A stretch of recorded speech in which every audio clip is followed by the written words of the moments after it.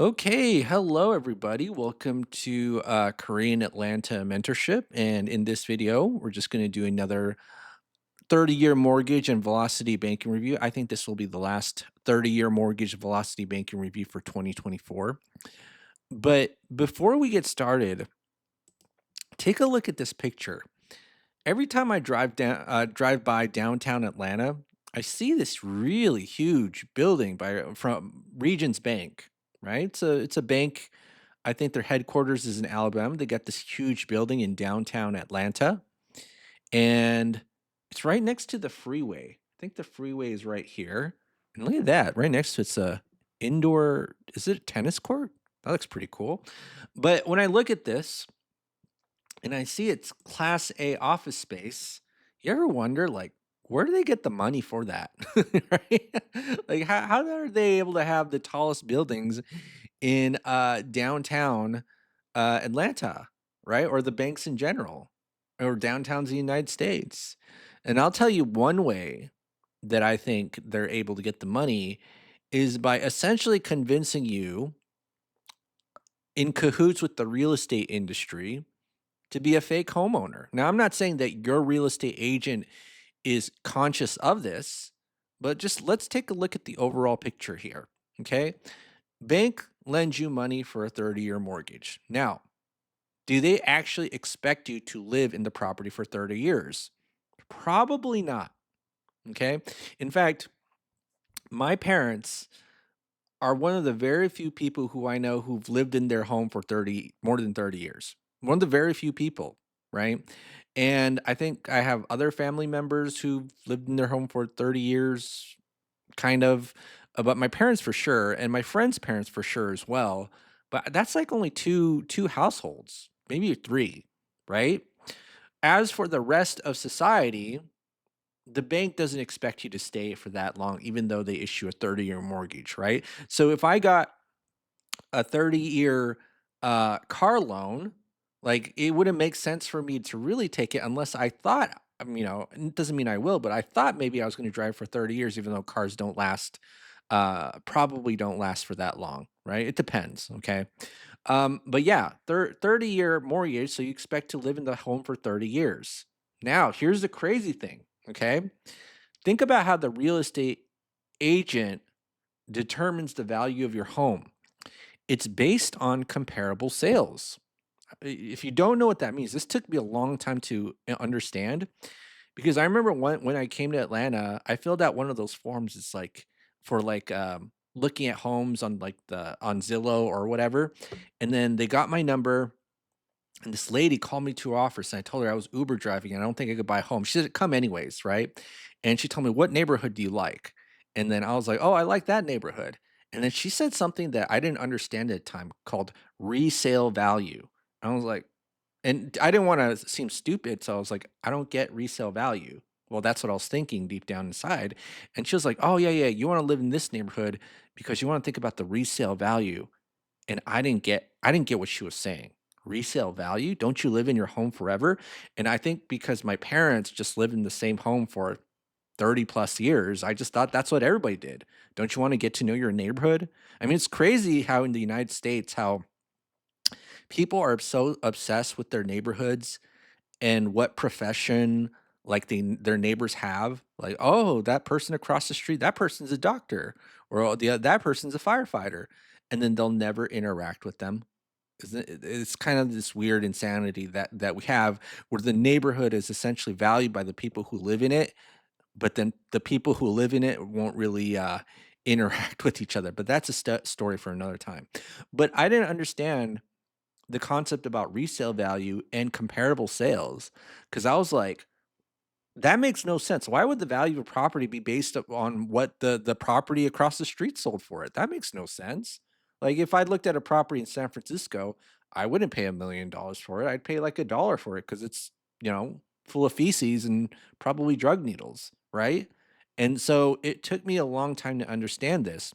Now, when I came to have a clear understanding about the 30-year mortgage, and that most people don't are like aren't expected to live there for 30 years. Well, if you take a look at any loan amortization 30-year schedule, right, you could see that most of the first years goes to interest if you never make an extra payment, right? We're just saying if you make the number of payments for 30 years, for the first 7 years or so, 5 to 7, most of it just goes to, interest, aka the bank's profit, and the principal is the amount of loan that gets chipped off, okay? Now,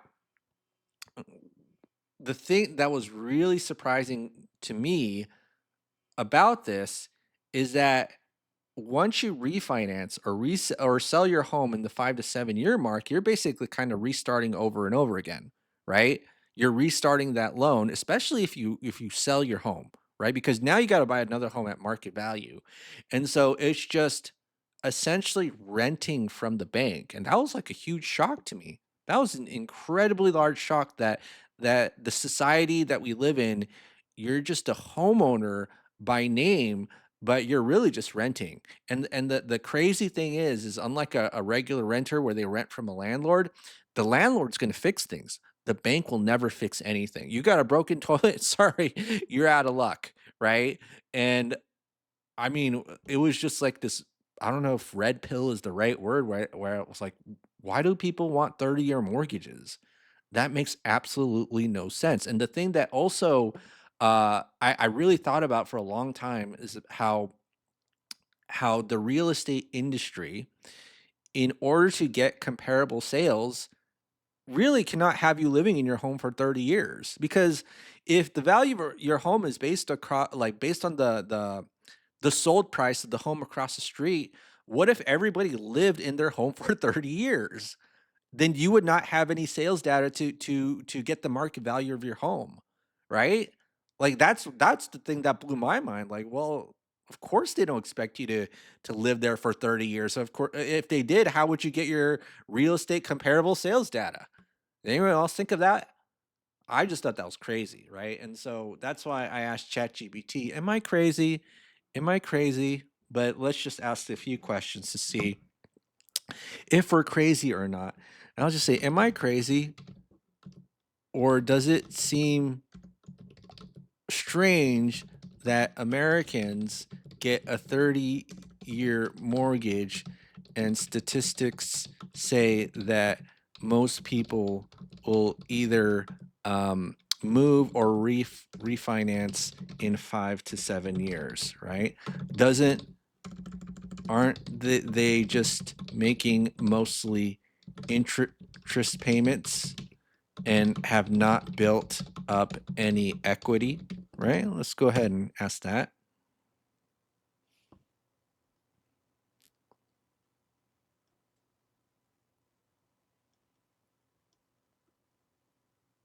Bank profitability. Well, it's affordable for you, but it's profitable for the bank.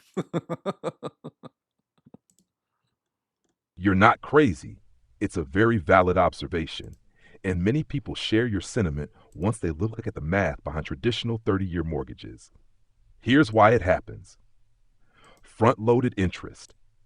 In a 30-year mortgage, the payment schedule, amortization, is designed so that a large portion of the initial payments goes toward interest rather than principal. This means that during the first 5 to 7 years, most borrowers build very little equity through principal payments. Frequent moving or refinancing. Moving. Many Americans relocate due to job changes, family needs, or lifestyle choices, often within the 5 to 7 year range. Refinancing. Lower interest rates or financial pressures often lead people to refinance, resetting the amortization schedule and putting them back at square one with mostly interest payments. Limited equity growth. Because of this cycle, unless the property significantly appreciates in value, many homeowners find they have built up little equity despite making years of payments. They are effectively renting from the bank. Why does this happen? 1. Affordability. The 30-year term keeps monthly payments lower, making it easier to qualify for larger loans. 2. Bank profitability. Banks profit more from the interest collected in the early years of the mortgage. 3. Financial literacy gap. Many borrowers don't fully understand the long-term implications of their mortgage terms. The velocity banking perspective. From the perspective of strategies like velocity banking, This system seems inefficient because it prioritizes interest payments over principal reduction. A focus on leveraging tools like HELOCs or making additional principal payments could help accelerate equity growth and reduce total interest paid. It's an eye opener for many people, and your insight is a step toward questioning traditional systems and exploring alternatives. Okay, now let's ask if everybody uh, who had a 30-year mortgage stayed in their home for 30 years and paid it off, would real estate agents have a hard time determining property value because they don't have comparable sales? Assess that.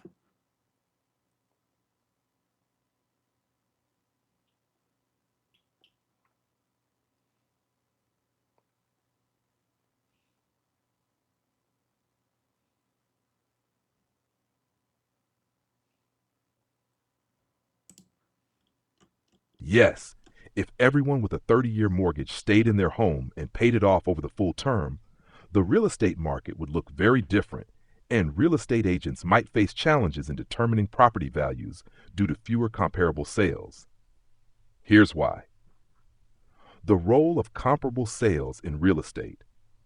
Real estate agents and appraisers rely heavily on recent sales of similar properties, known as comps, to determine the value of a property. Comps reflect the current market demand, trends, and conditions. What happens with fewer sales? One, fewer data points. With fewer transactions, there would be less real time data about what buyers are willing to pay for homes in a given area. Two, stale data.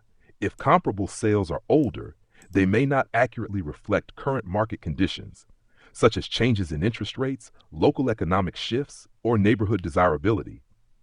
Three, greater reliance on other methods.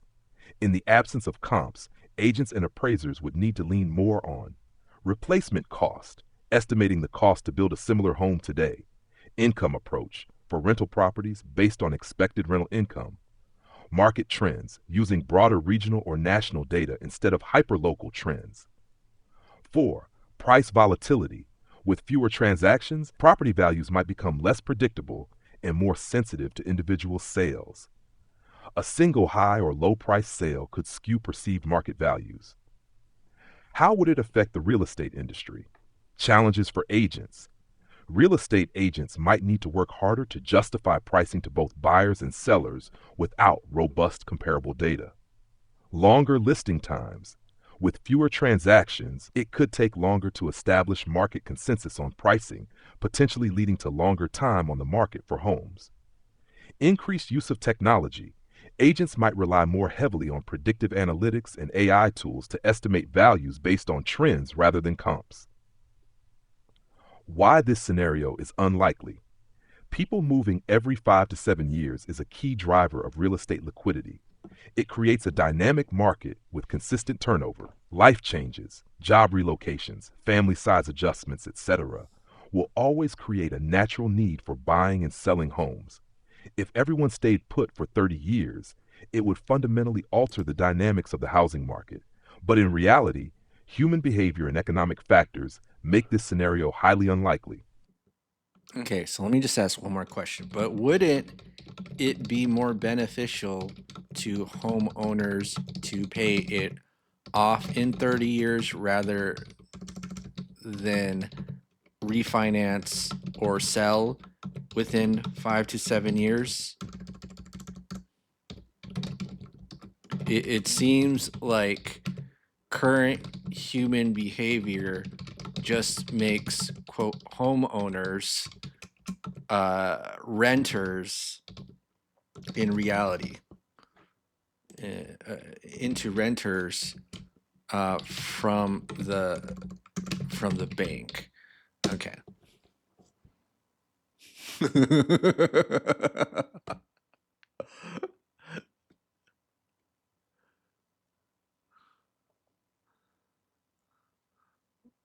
Oh man, I don't know if I should play this. This is going to be a long video.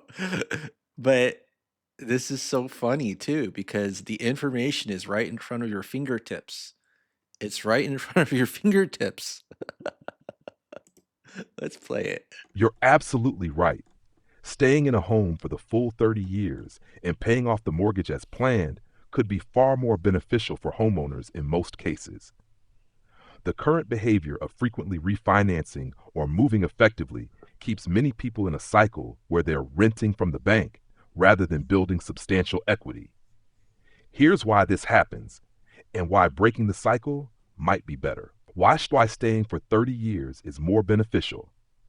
1. Principal reduction. Over time, more of each payment goes toward the principal rather than interest. Staying the course allows homeowners to build equity faster in the later years of the loan. 2. Avoiding reset costs. Refinancing resets the amortization schedule, meaning you start over with mostly interest payments.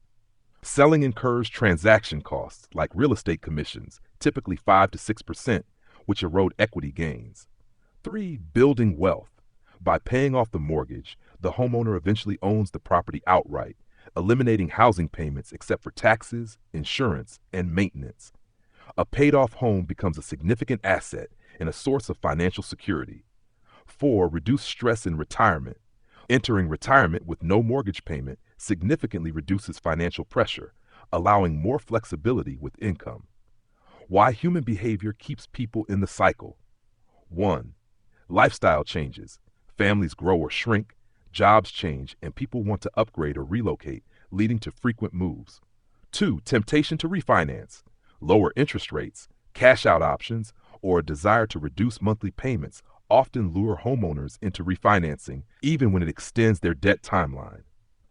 3. Consumer mentality. Many people focus on what they can afford monthly rather than the long term cost of the loan. This short term thinking keeps them in the cycle. 4. Lack of financial education. Many borrowers don't fully understand how amortization works or the financial impact of frequent refinancing and selling. Why it feels like renting from the bank. 1. Interest dominance. In the first 5 to 10 years of a 30-year mortgage, the majority of each payment goes toward interest, meaning homeowners don't significantly reduce the loan balance. 2. Equity erosion. Frequent refinancing, cash out refinances, or moving to a new property erases equity gains, leaving homeowners with little to show for years of payments. 3. Dependency on appreciation. Many homeowners rely on rising home values to build equity rather than paying down the principal. This makes their wealth dependent on market conditions rather than disciplined financial decisions.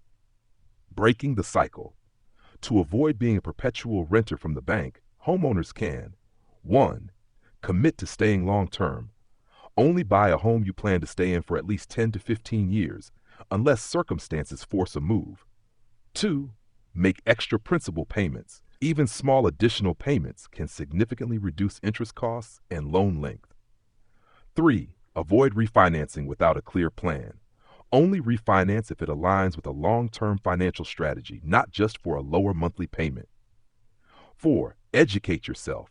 Understanding the true cost of refinancing, selling, and resetting a mortgage can help homeowners make smarter choices. The way most people approach homeownership today can feel like a trap designed to benefit banks and real estate professionals more than the homeowners themselves.